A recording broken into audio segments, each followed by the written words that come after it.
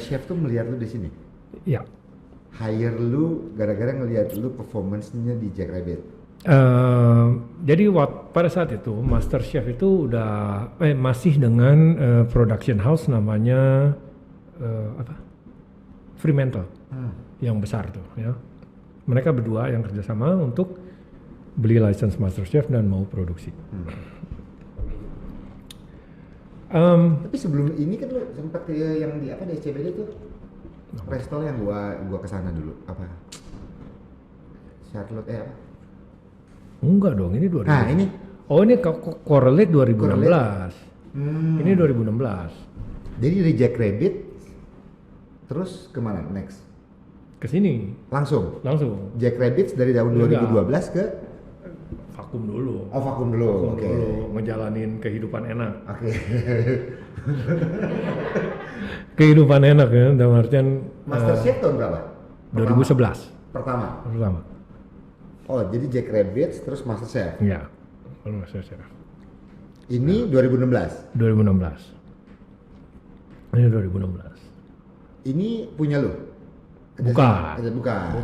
Chef nggak punya duit. Iya, ini kan sama gua kan, gua pernah kesini kan, lu pernah kesini kan ya, Oke. Chef mah nggak punya duit. Iya. Jadi ada orang di belakangnya, gitu. Itu banyak gak usah diceritain lah. Terus kesini, ini nyambi sampai Master Chef juga kan? Master Chef masih terus jalan kan? Ini lagi nggak ngambil. Nggak ngambil Master Chef. Lagi nggak ada Master Chef juga. Oke. Ada tapi gue nggak ngambil gimana ya? Pokoknya ini enggak deh. Ini beneran di sini.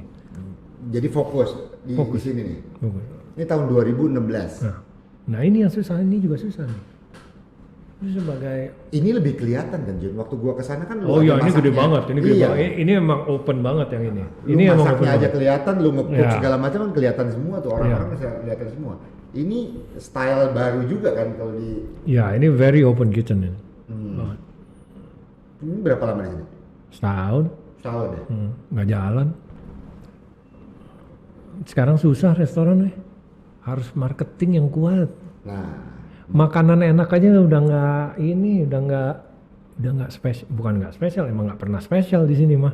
Di sini mah orang nyarinya tempat nongkrong, marketing yang kuat, apalagi kalau yang kafe-kafe Instagramable dan lain sebagainya. Sekarang kan di sini lu udah mulai ngejalanin dua nih, satu sebagai selebriti, satu sebagai chef. Nah lu itu selebriti atau chef? Apa? Lu itu merasa selebriti atau chef? Chef. Bukan selebriti. Bukan. Oh, oke. Ya mau nggak mau tetap selebriti sih jatuhnya. Ya. even though gua benci istilah itu. Ya istilah itu enggak. Celebrity chef yang gua benci istilah itu. Gitu loh. Karena sekarang lu kalau gua lihat nih ya, lately udah jadi lebih selebriti. Enggak dong. Enggak ya? Enggak ya. Walaupun lu jadi ke fashion kemana tetap chef. Tetap chef. Kan kemarin ini sebenarnya.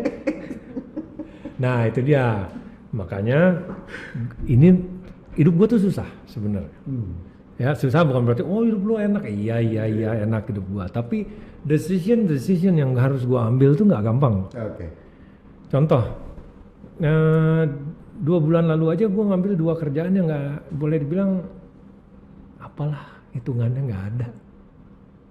Maksudnya? Gue kerja di hotel.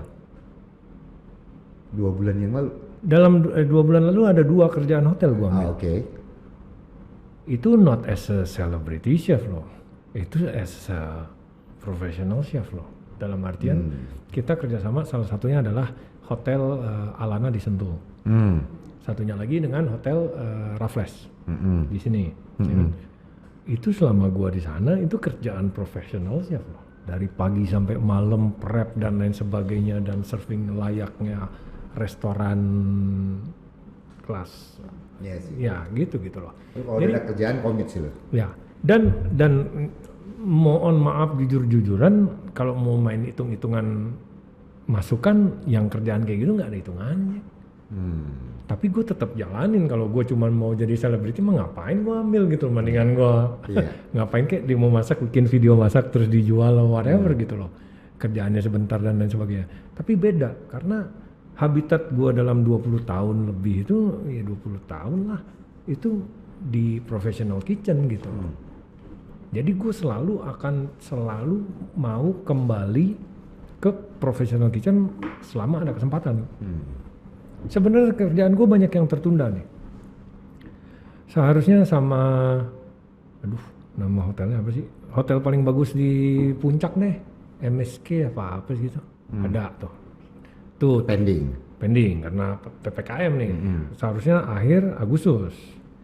Terus gue ada dengan Maya Resort di Ubud dan Sanur, itu juga pending terus nih, ya. Terus kemarin juga dengan Hotel Siwa di Lombok, Mandalika, karena dia yang lumayan paling bagus lah. Itu juga ngundang, kita mesti nunggu lagi nih semuanya. Mudah-mudahan beres pandemi ya, Jun. Ya, jadi semua kerjaan semua akan lancar dan lain-lain. Nah, berarti nanti kita juga akan buka pertanyaan. Ini kan banyak yang ingin nanya sama apa nih? Juna nih, ya. Jadi dari udah berapa nih nontonnya? 11 pertanyaan. Ini ada 11 pertanyaan nih katanya Jun. Nanti mau yang di respon yang mana ntar kita lihat aja. Ada dari Kudo Dwi Anissa dari Surabaya. Chef Juna sekarang pacarnya siapa? Netizen penasaran banget pengen tahu. Ini mau dijawab, mau di enggak terserah nih, Jun. Mau jawab enggak? Ya, jawab aja Jawab. lah. Emang ada kok. emang ada dong, dan kalian juga udah pada tahu. Masa nggak tahu? Ada namanya Citra. Nah, tuh. Ya. Bukan chef kan itu? Bukan, dia apa namanya ya?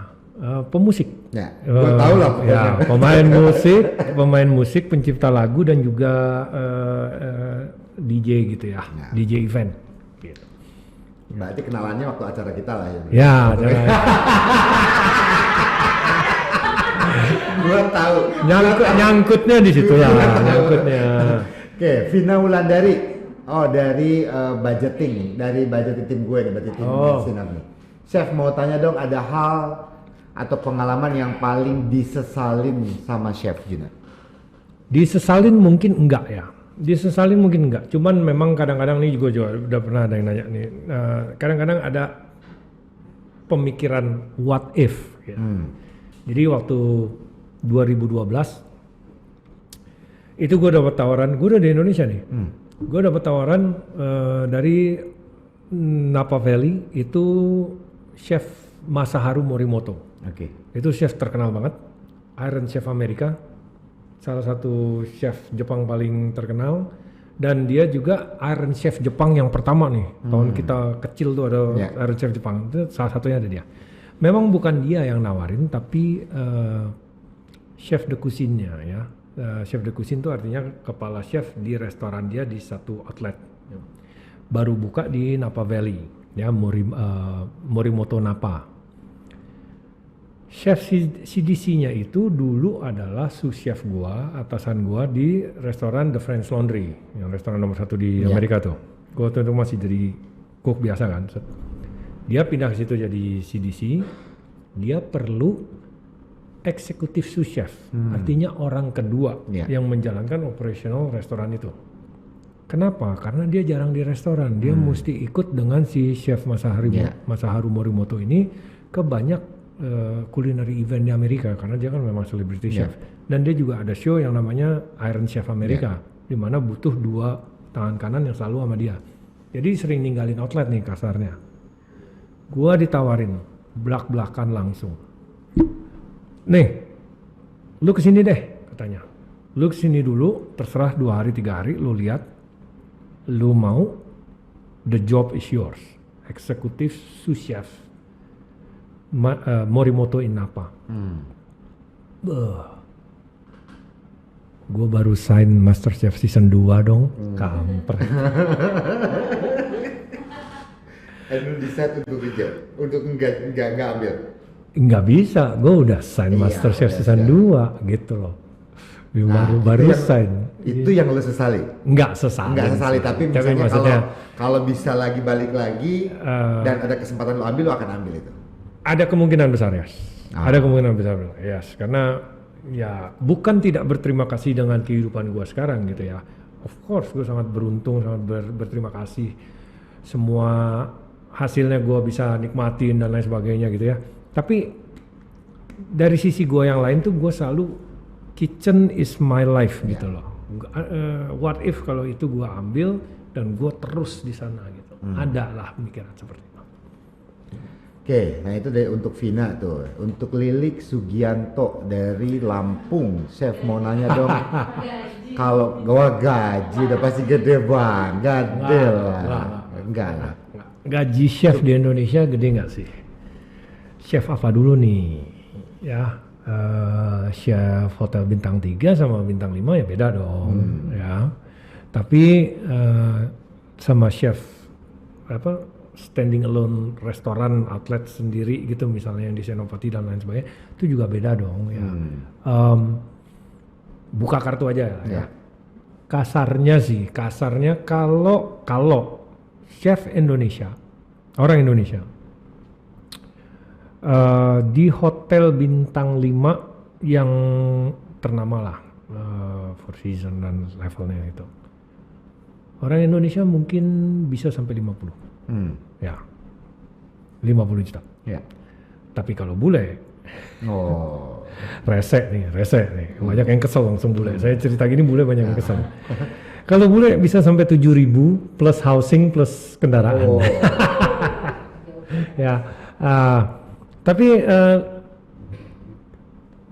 lebih kecil daripada pilot sih. Pilot lebih gede. Pilot lebih gede Ya, bulannya. tapi kan itunya jam terbang. Jam terbangnya kan yang lebih gede kan.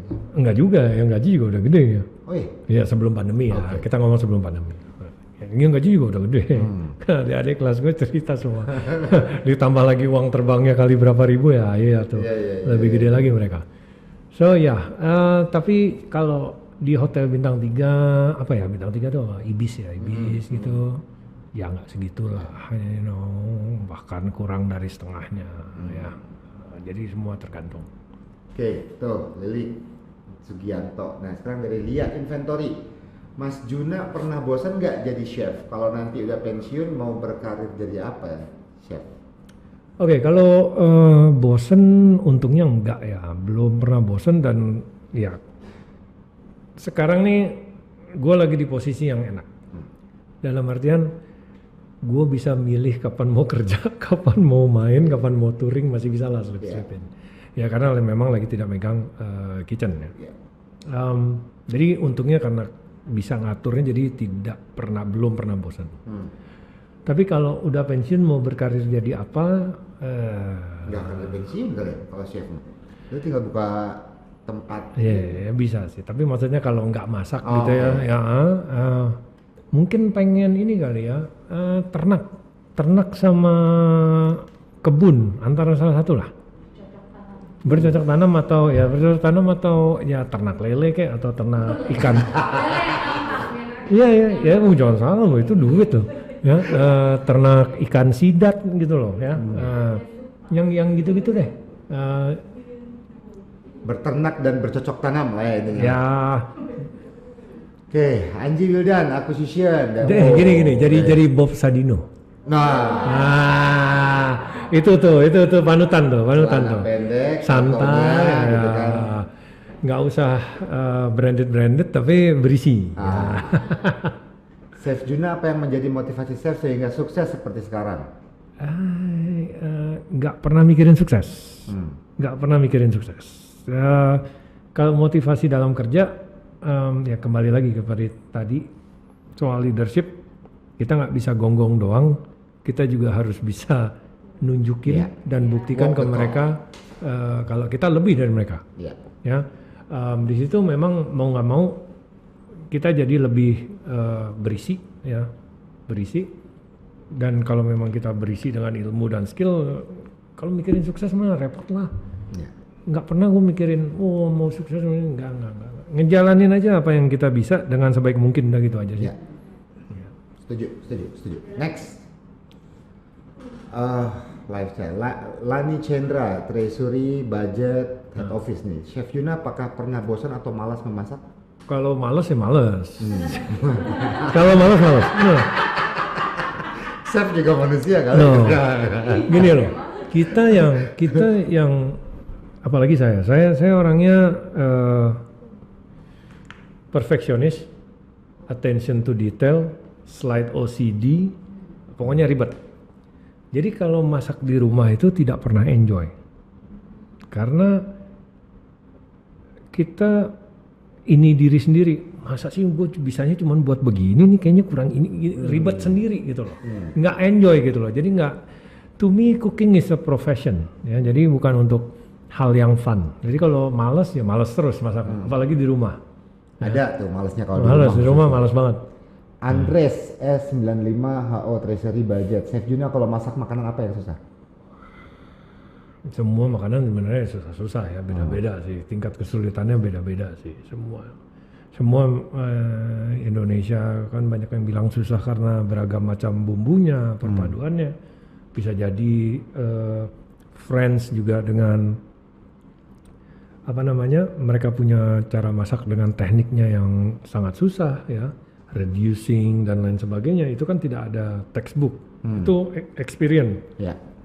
Wine segini kita reduce jadi segini, tapi rasanya yang kita cari seperti ini itu nggak ada, berapa kali panjang lebar kali waktu nggak ada gitu. Itu experience gitu lah. Jepang juga dengan meticulous cut-nya, jenis-jenis potongannya yang sangat precise dan lain sebagainya, itu juga susah. Jadi semua susah sih sebenarnya ya. Octavia Treasury dan budget, apa yang tidak enak menjadi chef? Apa pernah gagal masak? Hal yang tidak enak menjadi chef. Oke.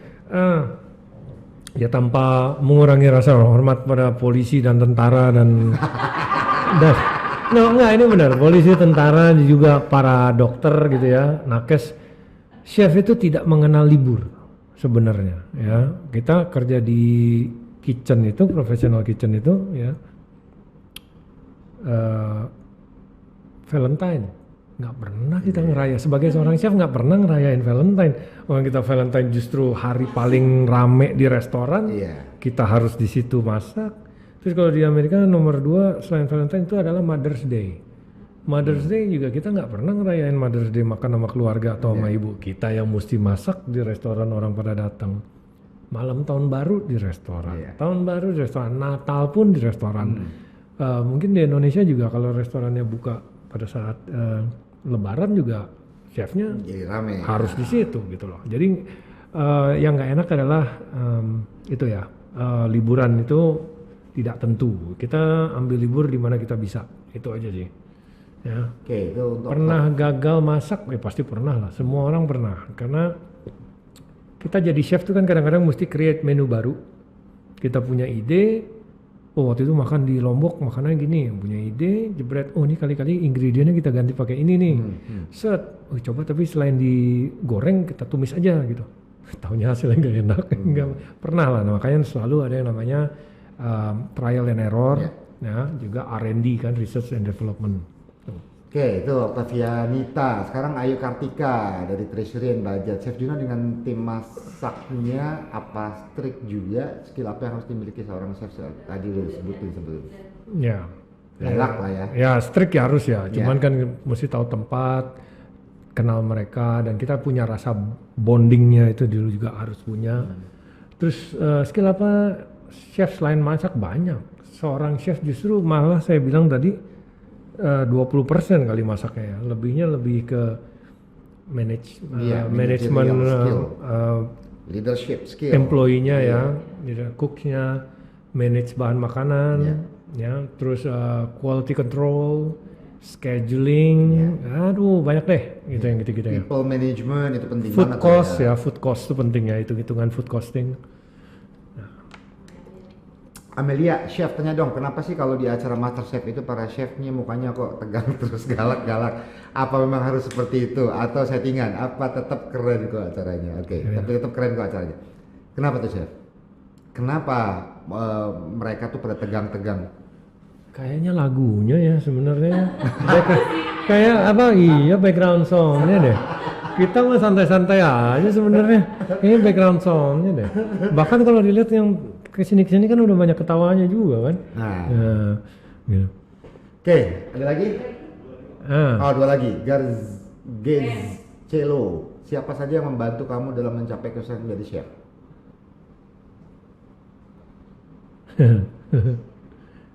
Sejujurnya ya nggak ada sih, nggak ada ya.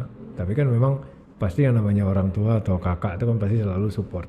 Supportnya kan cuman dalam artian mereka support you need anything kita ada gitu. Tapi kalau untuk support menjadi chef gitu nggak ada sih. Udah emang jalan terus tancap gas aja sih gitu. Oke, Sri Marlina, chef, bagi tips bagaimana stay fit meski suka makan enak. Tahu diri. Tahu diri nih. Ini penting nih. Jadi makan enak boleh. Seperti gue semua gue makan, gitu. Semua saya makan.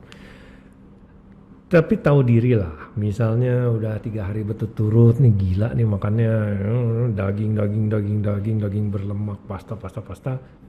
Pas kapannya melihat menu ada kesempatan gitu. Ya nggak harus salad sih, tapi setidaknya yang ringanan dikit lah gitu. Kasih napas ini pencernaannya. Itu satu. Tahu diri. Kedua itu adalah memang susah. Ini memang susah. Sering juga kita ngalamin kan. Overeating sebenarnya. Overeating. Jadi makan sampai yang begak banget itu tuh yang paling bahaya sebenarnya. Ya. Jadi itu aja sih. Ilmunya tuh. Terima kasih. Udah ya? Habis. Terakhir dari gua. Itu kenapa lu say goodbye to MasterChef?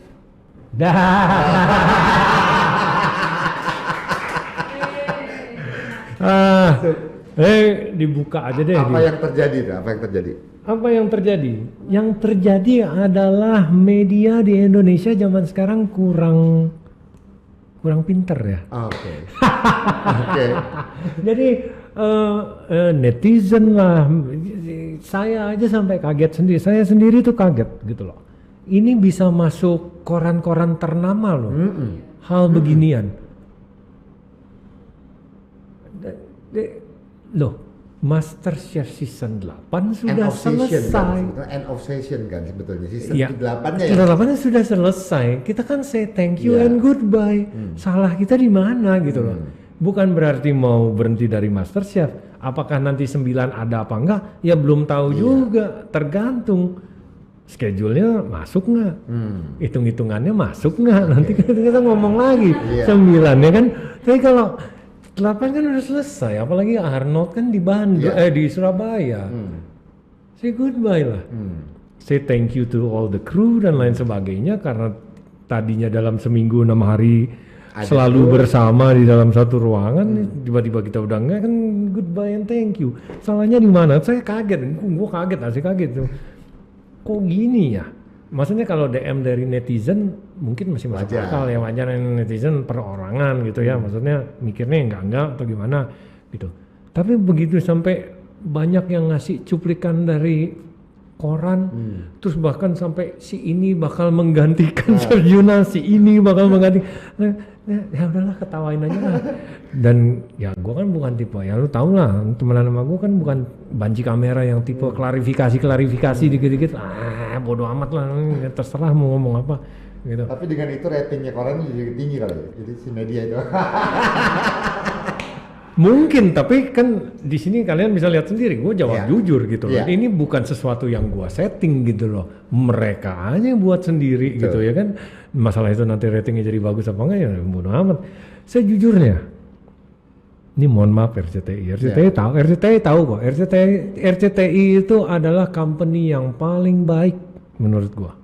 Ya baik ke gue ya, nggak tahu kayak yang lain. Paling baik ke gue. Bayar nggak pernah telat. Di depan malah. Ya, dan yang lebih baik adalah mereka tahu sifat gue tuh, mereka tahu dan mereka oke, nggak ada masalah gitu loh. Gue sering bilang ini MasterChef, kalau nggak tayang, gaji gue dipotong setengah nggak apa-apa deh, tapi nggak usah tayang, gue malas jadi orang terkenal, tau nggak? Gue pengen duitnya doang, gue bilang gitu. Gue sering bercanda gitu, bercanda gitu, mereka ketawa-ketawa aja, mereka tahu gitu loh sifat gue gitu. Jadi gua ngejalanin MasterChef itu ya, gua ngejalanin karena gua dibayar untuk menjadi juri. That's it. Masalah rating itu jelek, bagus, bobrok, gua nggak ngerti. Gua nggak ngerti. dapat laporan, share-nya segini loh, ratingnya segini. Itu bagus apa enggak? Ini gue udah tahun ke-10 loh. Itu gue masih nanya, itu bagus apa enggak? Jadi itu bagus. Bagus lah, kita biasanya begini-begini. Oh iya, gue nggak ngerti. Gue dibayarnya untuk jadi juri.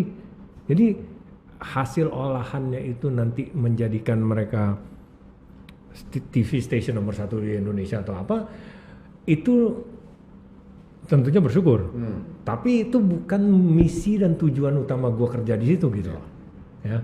So, ya mereka dapat untungnya dan bersyukur, gue juga ya gue dibayar bersyukur dan ternyata hasilnya memuaskan ya gue bersyukur aja udah gitu aja. Tapi kalau dari awal niatnya situ mah nggak kepikiran, nggak ada gitu loh. So udah clear lah ya, semua berita itu diklarifikasi di sini. Pertama kali nih. Selamat Ya.